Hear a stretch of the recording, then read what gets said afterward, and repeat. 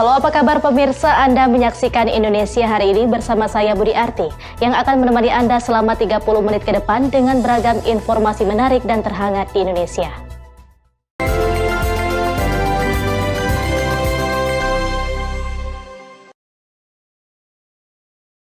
Kita ke informasi pertama pemirsa, satu unit mobil pemadam kebakaran pemerintah Kota Sibolga mengalami kecelakaan tunggal saat hendak memadamkan kobaran api pada peristiwa kebakaran yang terjadi di Bukit Pancuran Gerobak, Kecamatan Sibolga Kota Sibolga. Dari video amatir tampak truk damkar dengan nomor polisi BB8083N menuju lokasi kebakaran dengan kondisi jalan yang cukup curam dan menanjak, sehingga truk bermuatan air tersebut sempat terhenti dan oleh petugas sempat mengganjal ban mobil damkar tersebut. Karena beratnya air yang dibawa mengakibatkan mobil damkar mundur dan terbalik di Taman Perbukitan Pancuran Gerobak. Beberapa fasilitas taman hancur akibat terkena benturan truk damkar yang terguling. Pas ada kebakaran, ini gunungnya kebakaran. Iya. Jadi laporan warga. Kalau itu kejar ke sini untuk menyelamatkan, untuk memadamkan api itu. Terus ya, karena saya tengok karena semangatnya pemadam kebakaran itu sampai masalah jalan pun nggak dipikirkan lagi. Terus bang, sampai terguling seperti ini bang, seperti apa bang? Kenapa bang? Karena saya tengok tadi posisinya dia memposisikan mau memadamkan api ini. Tapi karena jalannya memang udah diganjal, tapi ganjalnya nggak kuat. Oh, nggak sanggup naik bang, mundur seperti itu bang? Bukan, memang udah stop dia posisi, mau memposisikan. Tapi ganjalnya kayaknya goyang dia. Jadi atre lah. Peristiwa ini terjadi pada Selasa sore 2 Maret, mengakibatkan sopir mengalami luka-luka. Korban langsung dibawa ke Rumah Sakit Meta Medika Kota Sibolga guna mendapatkan perawatan medis. Untuk korban jiwa tidak ada, cuman supir damkar itu sedikit lecet di bagian kepala. Sadar ya, tadi saya baca di media katanya tidak sadar. Ini sadar 100% ya. Sudah ciuman dari bang? Udah bisa dicek. Dari kita angkat dari lokasi itu sadar beliau. Hanya luka ringan itu? Lecet di lengan, kemudian kepala sedikit. Sadar, bisa dicek. Sementara itu pemirsa, seorang oknum polisi yang diduga bertugas di Mapolres Binjai Brigadir MJ nekat mencetuskan senjata api ke udara di salah satu kafe di kawasan Sebelutu, Kecamatan Medan Baru. Aksi arogannya tersebut diketahui saat petugas Satgas Penanganan COVID-19 Kota Medan melakukan razia protokol kesehatan di lokasi tersebut. Tindakan arogan oknum polisi kembali mencuat. Kali ini personil Polres Binjai berinisial Brigadir MJ meletuskan 2 tembakan di tempat umum. Diduga motifnya hanya karena kesal ditagih bon minumannya. Meski tidak ada korban jiwa, namun tindakannya menimbulkan kepanikan. Aksi koboi Brigadir MJ bermula dari kehadiran tim Satuan Tugas Penanganan COVID-19 Kota Medan yang kemarin malam membubarkan kerumunan pengunjung di tempat hiburan The Tonga, Jalan Sebelutu, Kecamatan Medan Baru. Takut gaji dipotong atasan sebagai ganti rugi pembayaran pengunjung, karyawan tempat hiburan malam tersebut mengejar pengunjung yang belum bayar. Namun upaya ini justru menimbulkan keributan. Melihat situasi tidak kondusif tersebut, petugas gabungan Satgas COVID-19 Kota Medan membantu melerai keributan. Bukannya mereda situasi, Brigadir MJ mengeluarkan pistol dan meletuskan tembakan senjata api sebanyak 2 kali ke udara. Atas kejadian ini, pihak Mapolda Sumatera Utara dan Polres Binjai sedang melakukan pemeriksaan terhadap oknum polisi tersebut. Terkait ada instruksi dari Kapolri kita yang baru Pak. Ada mungkin atensi khusus terhadap anggota kepolisian yang memegang senjata api ini terkait dengan penembakan di Jakarta. Di Medan ada baru kemarin terjadi penembakan seperti apa mungkin Pak? Atensi khusus dan penegasan dari pihak Polres Sumatera Utara sendiri Pak? Ya tentunya kita sebagai pimpinan-pimpinan atasan ini harus melakukan kontrol lah ke bawah, melakukan pengawasan, kemudian selektif dalam memberikan senjata api. Ada temuan gitu Pak? Ada temuan seperti ini, ada anggota yang meletuskan senjata api 2 kali gara-gara penagihan bil di tempat hiburan malam, seperti apa Pak? Ya, tanggapannya Pak? Kita sampai sekarang belum mengetahui informasi, tapi kalau ada begitu tentu tidak boleh. Kalau kita ketahui orangnya, nanti kita sampaikan ke Propam supaya itu diselidiki.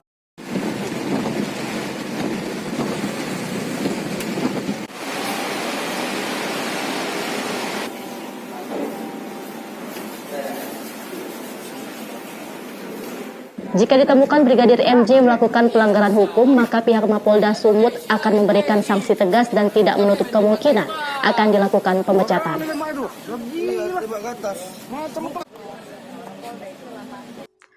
Masih dari Sumatera Utara, pemirsa, pasca erupsi Gunung Api Sinabung di Kabupaten Karo, Sumatera Utara, hingga kini aktivitas Gunung Sinabung masih sangat tinggi. Pusat Vulkanologi Mitigasi Bencana Geologi Gunung Api Sinabung mencatat telah terjadi 1 kali awan panas guguran dengan jarak luncur yang tidak dapat teramati. Selain itu, potensi awan panas masih sangat tinggi mengingat kubah lava Sinabung yang masih memiliki puncak gunung. Inilah suasana Gunung Api Sinabung pasca awan panas beruntun yang terjadi kemarin pagi. Terlihat Gunung Api Sinabung diselimuti kabut tipis. Pusat Vulkanologi Mitigasi Bencana Geologi Gunung Api Sinabung menjelaskan, Gunung Api Sinabung mengalami 1 kali awan panas guguran, namun visual tidak dapat teramati.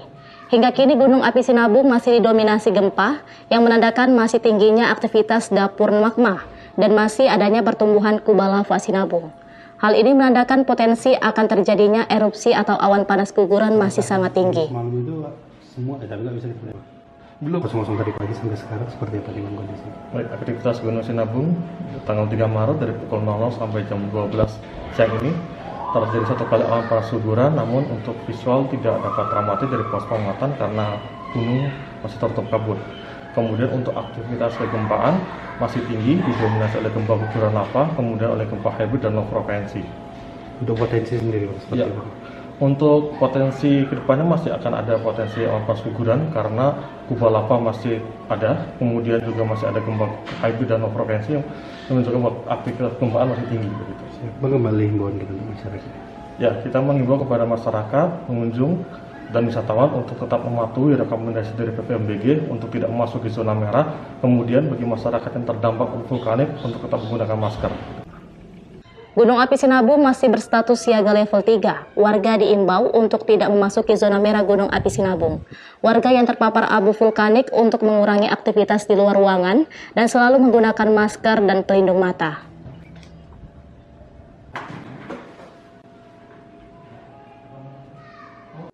Pemirsa, kami akan kembali dengan informasi menarik lainnya, tetaplah di Indonesia Hari Ini.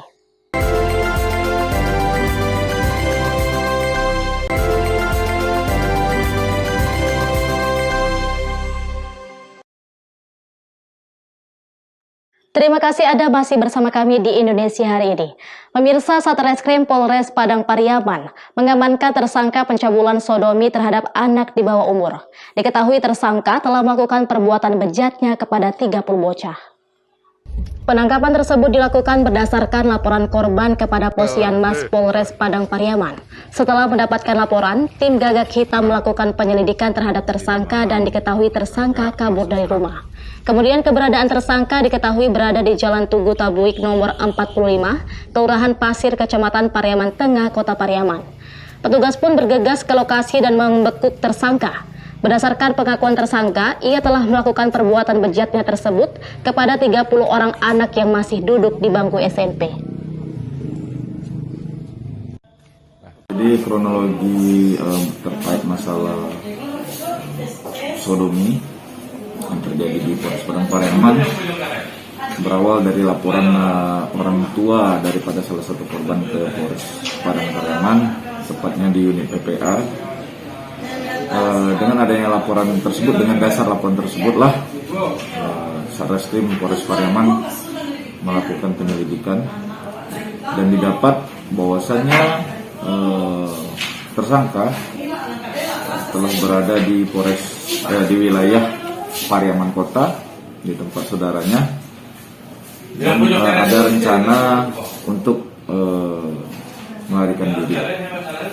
Jadi setelah kita mendapat informasi tersebut, kami bersama tim langsung melakukan penyelidikan terhadap keberadaan tersangka, yang mana tersangka berada di Kelurahan Pasir, Pariaman Kota, di tempat saudaranya, dan kami bersama tim Gagak Hitam menuju ke lokasi tersebut. Pada saat sampai di lokasi tersebut, didapati tersangka sedang berada di dalam rumah saudaranya. Dan pada saat itu juga Tersangka bersama barang bukti kita amankan dan kita bawa ke Polres Padang Pariaman untuk dilakukan pemeriksaan lebih lanjut. Sementara itu pemirsa, kembali melakukan aksi pencurian sepeda motor, seorang residivis kasus curanmor kembali diringkus polisi di daerah Parit Malintang, Kabupaten Padang Pariaman, Sumatera Barat. Dari tangan pelaku, petugas mengamankan 1 unit sepeda motor hasil curian. JG 35 tahun warga Riau ini hanya tertunduk malu digiring petugas dari tim gagak hitam usai diringkus di daerah Parit Malintang, Kabupaten Padang Pariaman, Sumatera Barat. Pelaku ditangkap atas laporan korban yang kehilangan sepeda motor miliknya di pekarangan rumahnya di daerah Parit Malintang. Polisi yang melakukan penyelidikan berhasil meringkus pelaku dan mengamankan 1 unit sepeda motor hasil curian. Pelaku merupakan residivis atas kasus yang sama di Provinsi Riau dan kembali melakukan aksinya di wilayah hukum Polres Padang Pariaman. Kini pelaku bersama barang bukti sudah diamankan di Mapolres Padang Pariaman untuk proses hukum lebih lanjut. Pelaku terancam dijerat dengan pasal 363 KUHP dengan ancaman hukuman 7 tahun penjara. Alhamdulillah, kita dari Polres Padang Pariaman bersama tim gagak hitam telah berhasil mengamankan seorang pelaku pencurian kendaraan bermotor inisial JG. Dia ini berasal dari daerah Pekanbaru dan merupakan juga seorang residivis. Dia datang ke Padang Pariaman ini untuk melakukan aksi pencurian sepeda motor dengan modus operandi. Dia turun dari kendaraan roda 4, kemudian berjalan memantau. Apabila dia melihat ada kendaraan yang terparkir di depan rumah, dia akan segera melakukan aksinya pencurian dan akan membawa kabur untuk menemui temannya yang telah duluan berangkat, yang di mana teman ini menunggu di suatu tempat. Pelaku ini merupakan residivis pencurian kendaraan bermotor, di mana pelaku ini pernah melakukan aksi pencurian di wilayah hukum Polda Riau, dan pelaku ini telah dilakukan tindakan hukum, yaitu dihukum di lembaga pemasyarakatan. Kemudian setelah pelaku ini keluar, maka dia kembali melakukan aksi pencurian kendaraan bermotor. Kami dari Polres Padang Pariaman memberikan himbauan kepada masyarakat Padang Pariaman khususnya, dan secara umumnya masyarakat Sumatera Barat, agar selalu berhati-hati dalam mengendarai kendaraan bermotor, memakai kendaraan bermotor, dan gunakan kunci ganda agar tidak terjadi kepada saudara-saudara sekalian pencurian kendaraan bermotor ini. Maka kami memberikan himbauan agar untuk selalu berhati-hati dalam memarkirkan kendaraannya. Informasi lainnya pemirsa, sebanyak 30 personil Polsek Daik Lingga Kepulauan Riau dilakukan screening kesehatan jelang pelaksanaan vaksinasi tahap kedua. Vaksinasi tahap kedua yang akan dilakukan oleh anggota TNI, Polri, dan tenaga kesehatan yang belum sempat divaksin di tahap pertama. Sebanyak 30 personil Polsek Daik Lingga Kepulauan Riau dilakukan screening kesehatan oleh petugas kesehatan Puskesmas Daik Lingga pada 2 Maret 2021. Satu persatu dilakukan pengecekan suhu tubuh, tensi darah, serta pendataan riwayat penyakit yang pernah diderita. Setelah dilakukan screening kesehatan, 30 personil Polsek Daik ini juga diminta tetap menjaga kesehatan agar lancar saat vaksinasi pada 4 Maret 2021. Tak hanya 30 personil Polsek Daik Lingga yang akan divaksinasi, rencananya 13 anggota TNI dari Koramil Daik Lingga dan 5 petugas kesehatan, serta anggota DPRD juga ikut divaksinasi.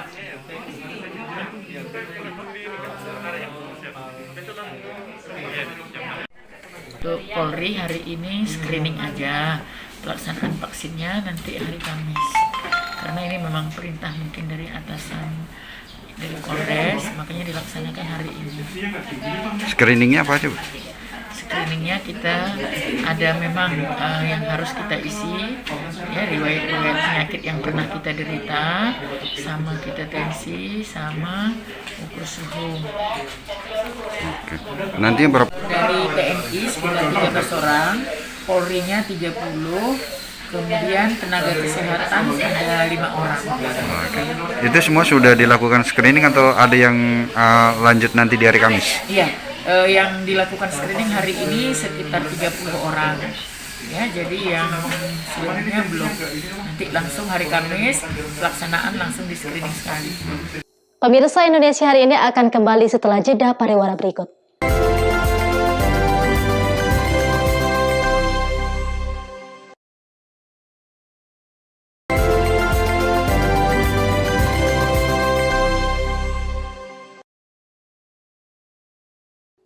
Kita kembali di Indonesia Hari Ini. Pemirsa, penyuntikan vaksin COVID-19 tahap 2 termin pertama dilaksanakan di Aula Wan Sri Beni, Dompak, Tanjung Pinang, Kepulauan Riau. Gubernur terpilih Ansor Ahmad menjadi yang pertama mendapatkan suntikan vaksin COVID-19 ini. Para wartawan pun juga antusias mengikuti vaksinasi. Selain Ansor, penyuntikan vaksin juga dilakukan kepada anggota Forum Komunikasi Perangkat Daerah Provinsi Kepulauan Riau, TNI Polri, anggota DPRD, ASN, pegawai di instansi vertikal, Satgas COVID-19, tokoh masyarakat, lansia, serta wartawan di Provinsi Kepri. Vaksinasi tahap 2 ini lanjut dari pemberian dosis pertama yang telah dilakukan pada Januari hingga April 2021 lalu dengan sasaran sebanyak 14.638 tenaga kesehatan. Capaian dosis pertama sebesar 82,8% dan capaian dosis kedua adalah 81,6%. Sejauh ini vaksin aman dan halal untuk digunakan, tidak ada laporan efek samping gangguan kesehatan yang dialami para penerima vaksin tahap pertama. Seperti suntik biasa aja. Dan cukup diobservasi juga. Tadi udah dicek, nanti dilihat 30 menit. Ya karena saya ada aktivitas lain, tadi sudah istirahat sebentar ya. Ya mudah-mudahan jangan jadi ada yang jadi apa. Dan pengalaman kemarin termin pertama bagus semua. Mudah-mudahan semua sehat. Kan termasuk wartawan nih. Iya Pak.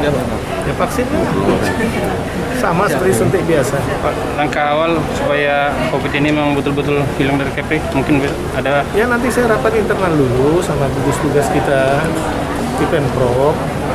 Kita bahas kalau ada kebijakan-kebijakan intensif yang mau kita lakukan, kita persiapkan, baru kita bahas sama FKPD. Sebagian dari wartawan mengaku tidak merasakan efek apa-apa setelah melaksanakan vaksin. Efeknya masih deg-degan aja. Ya. Masih cemas-cemas. Kenapa ikut suntik vaksin? Biar aman aja, biar sehat aja. Itu aja sih. Masyarakat jangan takut divaksin ya? Iya. Awalnya memang deg-degan, tapi udah disuntik mantul. Mantul. Jadi masyarakat jangan takut disuntik ya? Iya. Pemirsa, bagi masyarakat Indonesia, nasi adalah bahan pokok utama pangan. Namun tidak bagi masyarakat Kampung Cirendau di Cimahi, Jawa Barat, yang menjadikan singkong sebagai bahan pokok utama pangan mereka. Kampung Cirendau merupakan sebuah kampung pengonsumsi singkong. Kampung yang berlokasi di daerah Lewi Gajah, Kecamatan Cimahi Selatan, Jawa Barat ini tidak pernah mengkonsumsi beras ataupun bahan-bahan yang terbuat dari beras. Hal ini disebabkan untuk menjaga warisan. Masyarakat Kampung Cirendau mengaku tak ada paksaan atau mitos dalam menjalani tradisi adat dari nenek moyang mereka. Mereka menganggap bahwa menjaga kearifan budaya jauh lebih penting sebagai bentuk penghormatan terhadap leluhur. Berawal dari zaman penjajahan, para leluhur yang kekurangan bahan makanan mencari solusi lain sebagai pengganti beras dan akhirnya ditemukanlah singkong untuk dijadikan bahan pokok pangan. Kampung ini pun banyak menarik perhatian masyarakat luar sehingga banyak ditemukan pengunjung yang berwisata ke kampung ini. Hal tersebut membuat para warga berinisiatif untuk membangun sebuah toko sebagai pusat oleh-oleh. Yang menarik pertama bagi saya unik, kampung ini satu wilayah di perkotaan tapi masih mempertahankan tradisi Jawa Barat atau tradisi suku Sunda. Kesannya menyenangkan, mulai dari suasananya yang nyaman, asri, khas pedesaan, kemudian makanan khasnya yang banyak terbuat dari singkong pada umumnya, kemudian juga minumannya nih, minuman khas bandrek. Bersama dari kampung. Bersama.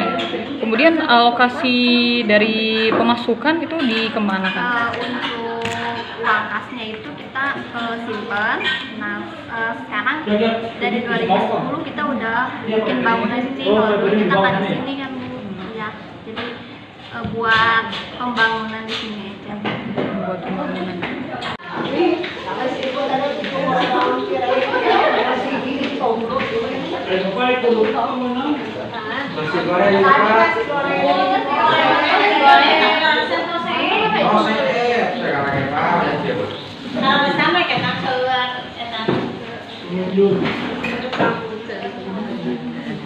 Pemirsa, informasi tadi menjadi segmen penutup jumpa kita kali ini. Tetap saksikan Indonesia Hari ini untuk menambah ruang informasi Anda. Saya Budi Arti, mewakili kru yang bertugas, pamit undur diri. Terima kasih dan sampai jumpa.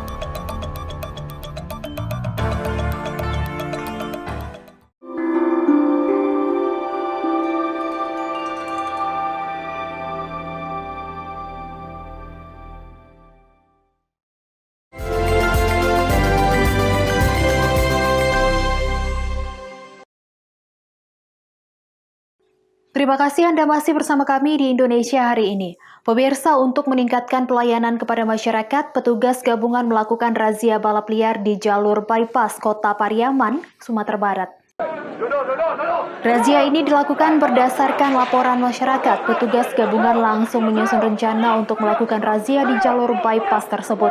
Pada saat razia, petugas mengamankan 21 unit sepeda motor, 16 orang laki-laki dan seorang perempuan. Telah dilaksanakan kegiatan penertiban aksi balap liar di seputaran bypass Kota Pariaman. Kegiatan dilakukan oleh jajaran Satlantas dibantu oleh rekan-rekan dari Kodim Pariaman beserta dari Pokdar Kamtipmas untuk wilayah Pariaman. Dari hasil kegiatan tersebut dapat disita sebanyak 21 unit kendaraan yang rata-rata dari kendaraan tersebut tidak layak untuk dikemudikan karena semua komponen atau alat-alatnya sudah dibuka atau alias trondol. Kita ke informasi lainnya, pemirsa. Kondisi tubuh sehat atau tidak terpapar virus corona saat ini menjadi prasyarat yang wajib dipenuhi masyarakat apabila akan menggunakan sarana transportasi kereta api jarak jauh. Sebab itu di stasiun-stasiun keberangkatan saat ini tersedia layanan pemeriksaan COVID-19. Satu di antaranya menggunakan alat Genos. Antisipasi penyebaran virus corona di tengah masyarakat, PT Kereta Api Indonesia Purwokerto menempatkan 3 alat deteksi COVID-19 Genos C19 di stasiun kereta api Purwokerto, Jawa Tengah. Pasalnya, negatif COVID-19 menjadi syarat utama calon penumpang kereta api jarak jauh. Penggunaan Genos C19 sendiri dinilai lebih mudah dan cepat. Calon penumpang tidak perlu mengambil sampel darah, cukup meniupkan nafas melalui mulut ke dalam wadah yang telah disediakan. Kemudian pemeriksaan dilakukan oleh petugas.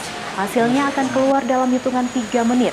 Hanya dibutuhkan biaya Rp20.000 sekali pemeriksaan. Iya, lebih praktis sih Mas. Jadi kayak harga lebih murah, terus sama nggak perlu tes data lagi gitu.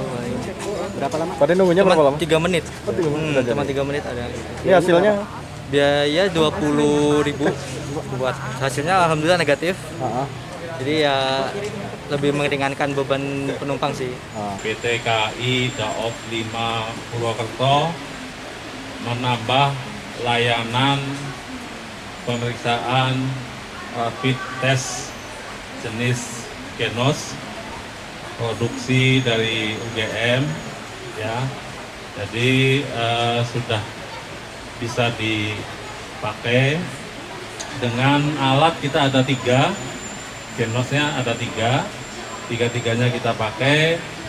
Kalau dari testimoni calon penumpang yang menggunakan ini lebih senang ya, lebih senang karena pertama harganya terjangkau hanya 20.000 saja, kemudian praktis, tidak menunggu lama, hanya kurang lebih 3 menit ini sudah dapat hasilnya.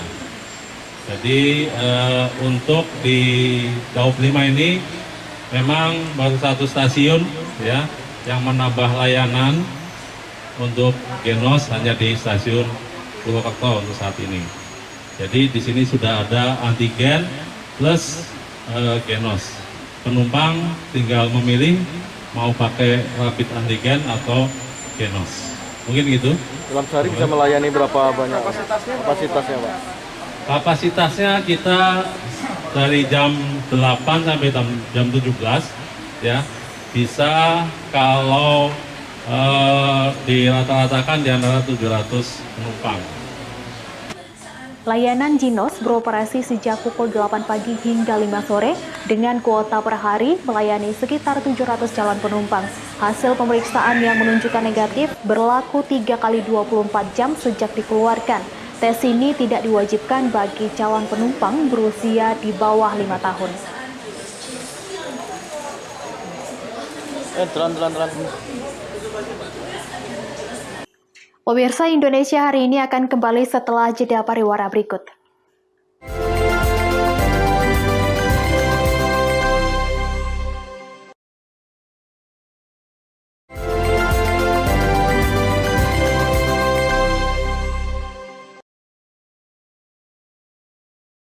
Kita kembali di Indonesia hari ini, pemirsa. Dampak abu vulkanik pasca awan panas guguran serta erupsi gunung api Sinabung di Kabupaten Karo, Sumatera Utara menyebabkan kerusakan pada lahan pertanian milik warga. Akibatnya warga terancam gagal panen. Seperti petani yang berada di Desa Kutambaru, Kecamatan Tigan Regat, lahan pertanian salak seluas 7.000 meter persegi miliknya diselimuti abu vulkanik, sehingga menyebabkan bakal buah maupun buah menjadi rusak. Petani hanya dapat membersihkan abu vulkanik yang menempel pada pohon dengan cara mengibas dedaunan menggunakan alat seadanya. Ini lahan kita luasnya berapa nih, Bang? Kira-kira 7.000 meter lah. 3 meter. Bang, ini terdampak abu ini sejak kapan nih, Bang? Sejak hari Selasa kemarin lah, pagi.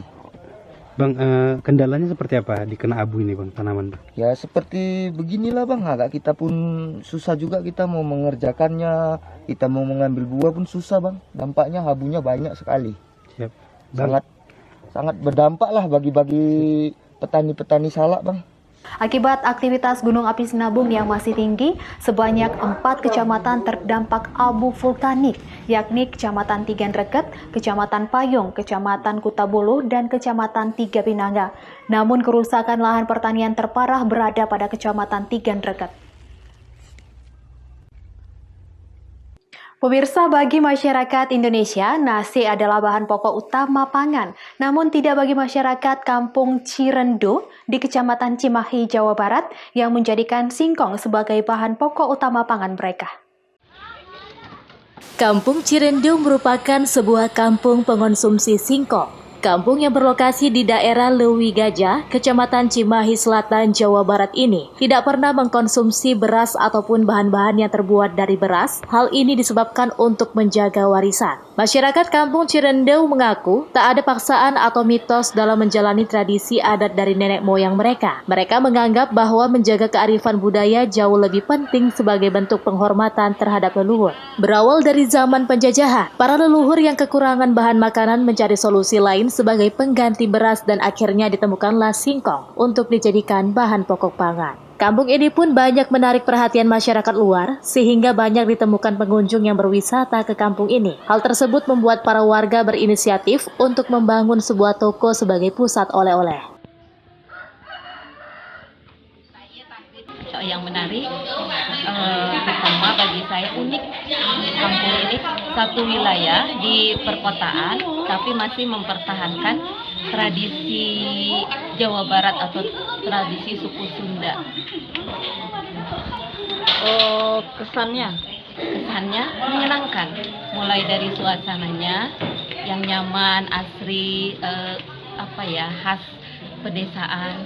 Kemudian makanan khasnya yang banyak terbuat dari singkong pada umumnya. Kemudian juga minumannya nih, minuman khas Bandrek. Bersama di kampung. Bersama ya. Kemudian alokasi dari pemasukan itu dikemanakan? Untuk uang kasnya itu kita simpan. Nah, sekarang dari 2010 kita udah bikin bangunan di sini. Dulu kita nggak di sini kan, ya. Jadi buat pembangunan di sini aja. Buat pembangunan.